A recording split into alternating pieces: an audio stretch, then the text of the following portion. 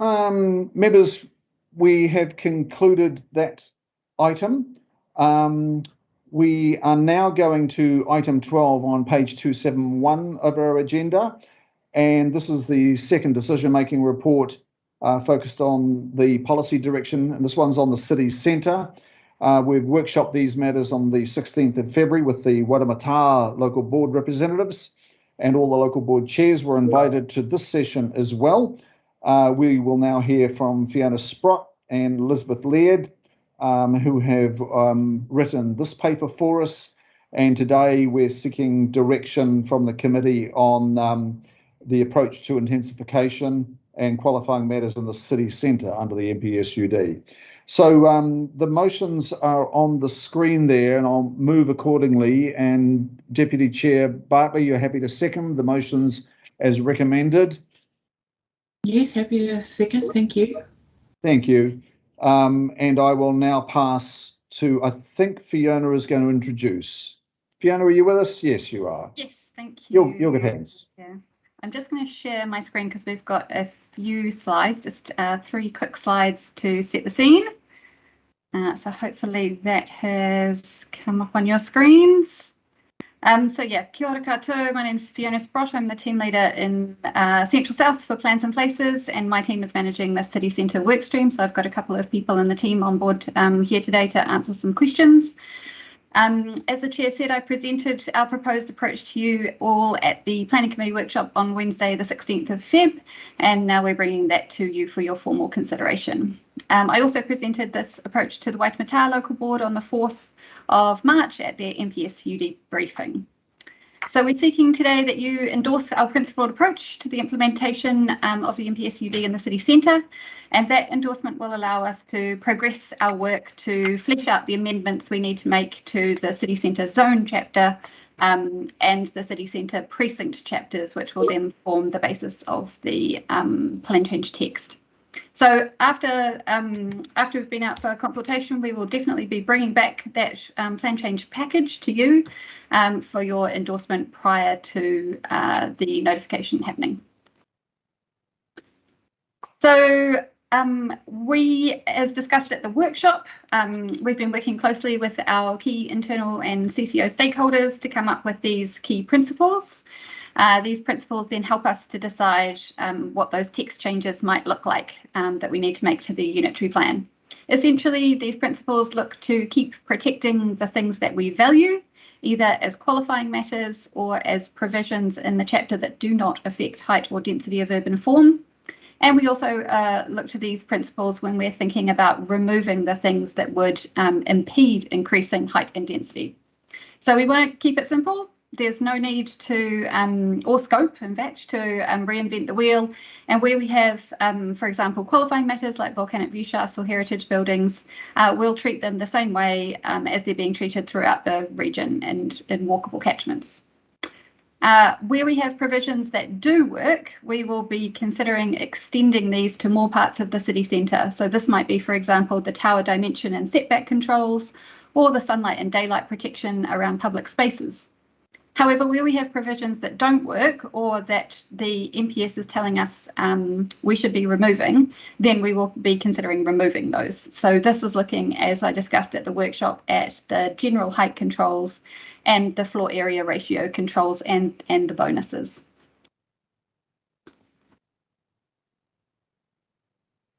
So if you agree that we can go ahead, then we'll be modelling what those changes to the city centre might look like. We have our GIS team working on a whole of zone model, and we have an architectural firm with international experience in tall buildings lined up to start working on modelling individual sites to see what the effect of any of our changes and the different scenarios that we're proposing or that we have to look at might look like. So we also intend to take our modelling and our methodology to the Urban Design Panel next month for their input, and we'll be considering their feedback in the notified version. In addition, we are also looking at work that's been done in other cities around the world to ensure that we build up an evidence base that will be robust enough to defend our approach once we get into the hearings. So that's the start I have for you, Mr. Chair, and I will take the report as read. Happy to go through any questions, and I think there was one written question. Yes, it was one that I posed in advance. I'll just go through it very quickly. The first part I'll disregard because I know the Urban Design Unit is playing a key role with you in this area. But there's a question I have. It's on the motion B. Oh no, sorry. It's A Roman 4, enabling tall tender towers, etc. I just want to check on this. So the principle is to enable, not to require. Checking on that first. So I guess, yeah, it's just terminology that we use. So by enabling, we mean that we would make those standards in the text of the chapter, and you would still need a resource consent if you were going to go beyond the standard provisions such as tower dimension controls, etc. So by enabling, the wording of the standards will result in a certain outcome, and if you want to go beyond that, you would need a resource consent to do that. Okay, so I'm just wondering, how does this how does it also enable other block outcomes? You know, where the building is juxtaposed with another building wall, and that there are linkages, there are direct linkages. So I ask this because I have some experience in some cities where I've seen poor outcomes of separated tower developments. Vancouver, often lauded. That particular part of Vancouver is quite poor. It's much criticised in urban design circles. But I'm just wondering, how do we also enable other good whole of site or even whole of block outcomes where there's juxtaposition, you know, wall to wall, in addition to the so-called slender tower? Yeah. So I guess the solutions that we're looking at the moment, we are controlling or attempting to control different aspects of the building at different heights. So at the ground floor level, and for the first 28 metres, we'd be encouraging podium style development. And that means that you could take up your whole block, for example, and you could be adjacent to your neighbour and you could share a party wall with your neighbour at ground floor level, and that's to give you a human scale at that streetscape level. Once you get above that streetscape level, we're encouraging buildings to be set back from those boundaries, and so you will get a separation distance between towers. And the reason for that is not to create these voids that don't do anything. It's to create a sense of space around those towers at mid and rooftop levels, so that we get sunlight and daylight not only permeating into the building itself, but also down to street level, so that you know, the public users of the street get that light and amenity. It also coincidentally gives them sky glimpses, which have been found to reduce the dominance of tall buildings. So it is the intention of this principle to have that human scale for the first 28 metres, and then above that, it is the intention to have those towers with gaps between them to allow light and views between towers. Okay, thank you. I have a question from member Tohenare, please. Kia ora, Chair. Thank you. Can you hear me all right? You're a little bit faint. If you, A little bit faint. you're good. You're good now, I think. Oh, good. Look, just looking at the list of principles, it's asking the committee to endorse. They don't appear to consider the protection of Māori identity or the Māori heritage in the city centre. I'm just wondering whether these matters were addressed in perhaps more in a more indirect way. If they were, can you talk us through that? But if not, how about we meet with the IMSB and we might be able to develop some more added principles around the issue of Māori identity and Māori heritage within that city centre. Yeah, through you, Mr. Chair. Sorry, that was a little bit hard to hear, but I'm pretty sure I got what you were saying, Member Henare.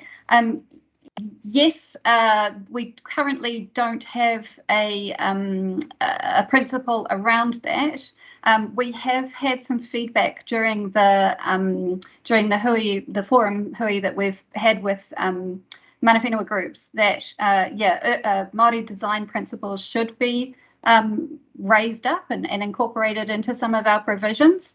I would say the reason that we probably haven't put them into the principles is because they didn't fit with one of the qualifying matters that the July Planning Committee had given to us with the city centre, which are around amenity and daylight and sunlight kind of inbuilt form controls. But happy to have that included in the list that we can consider for sure.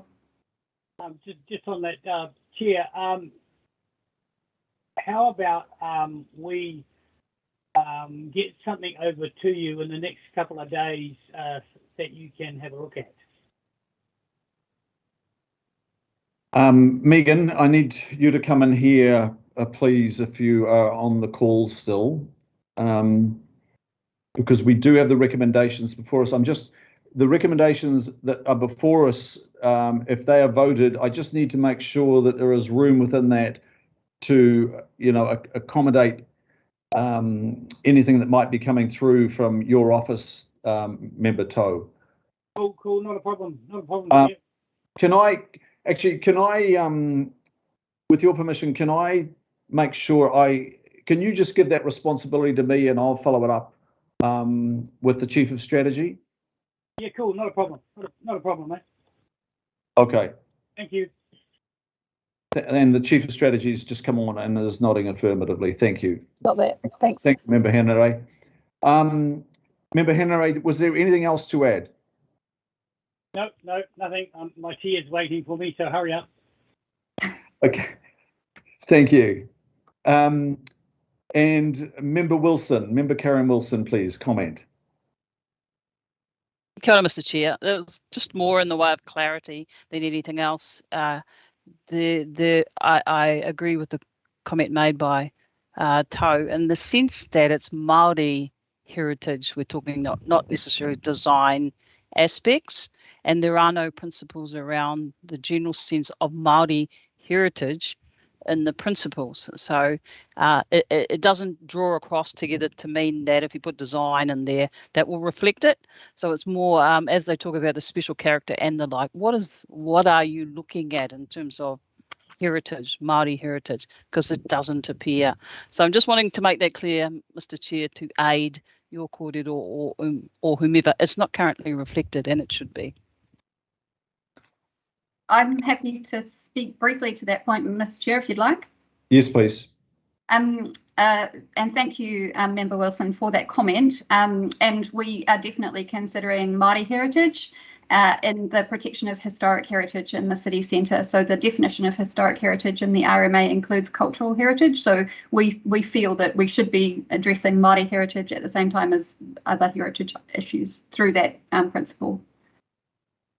Thank you. I guess it's almost making it a lot more obvious. Thank you, Mr. Chair. I never intended to continue, but thank you, Fiona. Got it. Thank you, Member Wilson. Right. Okay, there's no other comment. The motions are before us, Oh, sorry, Chair, I wasn't quick enough. Can I just ask a quick question? We're past questions, really. Oh, okay, we're into comments. Sorry, I was confused because that was still getting. Yes, and look, I think I can make it very quick. Okay. No, look, we're just about to go to the vote. Sorry, and so I need to conclude there, please. It's moved, it's seconded, and the motions are before us. I'll put them on voices. All those in favour say aye. Aye. Aye. Aye. Aye. Contrary, no. No. And declare. Sorry, it's an abstention again from me. Thank you. Same. Abstention, Councillor Fletcher. Thank you. Sorry, that was a sign. Excuse me, Chair. Can I just clarify that there was an abstention from councillors Fletcher, Simpson, and Stewart? Thank you. Yes. Yes, Yes, it was from me. Thank and you. myself, Mulholland. Thank you. Fuck you. Okay, thank you. Members